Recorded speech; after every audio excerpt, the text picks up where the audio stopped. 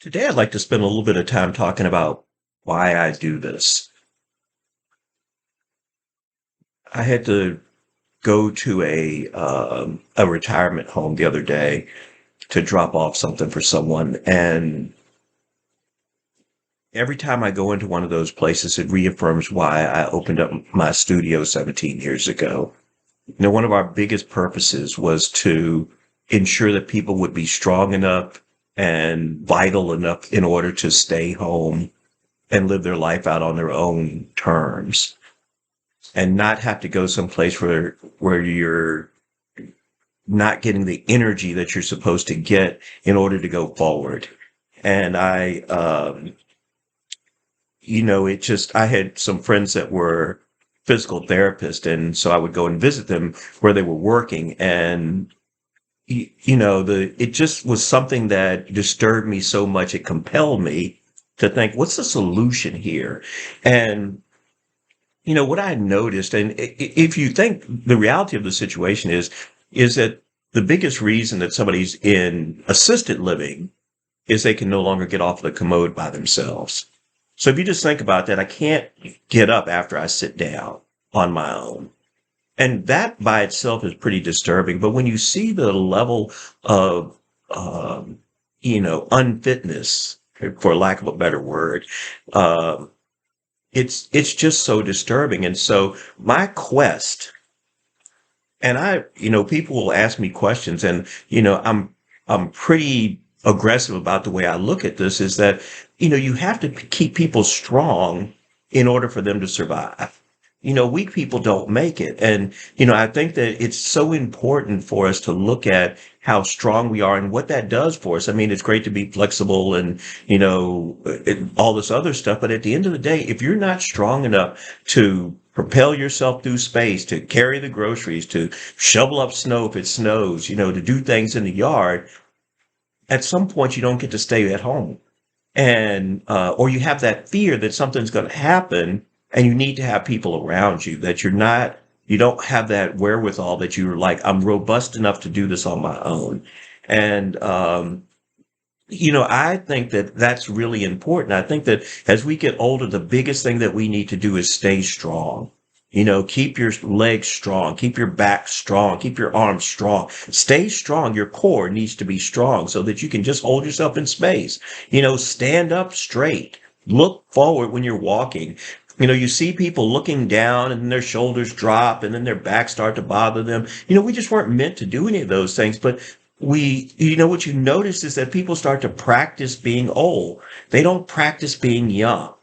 And I think so much of what needs to happen is a mixture of young and old, so that as we get older, that energy can come together with the young people. But what we really do as people get older is we put them away somewhere where we don't have to deal with them. And it's really sad. And I think that as I look at myself getting older, one of the things that I think about fitness is that fitness does such a great job of keeping you young. I think if somebody looked at me and just guessed my age, I would cry because I'm not used to that. Usually people are about 10 or 15 years off of where I am. And I don't think of that as a compliment to my race. I think of that as a compliment to the way that I live, and I think that to me, that's really a serious thing that we need to look at what we do every day, because that has some determination on what we're going to be able to do tomorrow. And, so if you're putting in the time, and I think that so often people water down fitness so that it meets their needs. Well, you can do a little bit of this and a little bit of that. Well, what you get from a little bit is you get a little bit. You have to put some time, and I always wonder, I ask myself, how many things in life that are important do we not put some time into? People will say, I want to take group because I don't want to have to think. How many things are important in your life do you do that you don't think while you're doing them?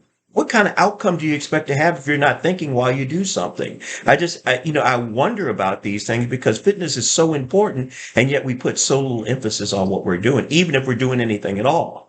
And I think that to me, fitness is this emotional and this thing that is individual and is personal.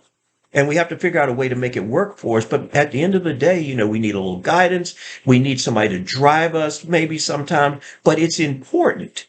And so not putting in the time to make it work, trying to figure out shortcuts doesn't make any sense to me because you don't get the right outcome after that. And then people go, I tried it, it didn't work, and then you look at what they did and it shouldn't have worked. They didn't put anything into it and that's why they got nothing out of it because there is a direct correlation between input and output with fitness. I mean, you have to put something into it to get something out of it. So the expectations that I'm going to go and, mill around and say that I was in the gym. We had a gentleman that used to come by the gym and he worked up the hill from us and he would come by, stop in front of the building. He usually had a beer in his hand and wave and smile and leave. And he'd say, well, now I can go and tell my wife I went by the gym. Well, because he did. He went by. He didn't ever come in. And it was funny and I laughed, but the problem was that he was overweight, he was out of shape, and he needed to come inside. And I think that that's one of those things that people don't get. I mean, if we make jokes about this, and so few people in our country actually do something, the problem is that it's really important in order for us to have the longevity that we want and the vitality that we need in order to do things. We have to put some effort into what we do. And so I encourage you as you think about, what your fitness experience needs to be. And I'm not saying you have to be a gym rat or anything like that, but I think you need to put some effort into whatever it is that you choose to do so that the correlation between input and output, that your output is something that you can be proud of and that will work for you, as opposed to not giving you what you need and thinking it's a problem. You really want to do it in a manner that allows you to excel because what you get on the other end of that is something that's great.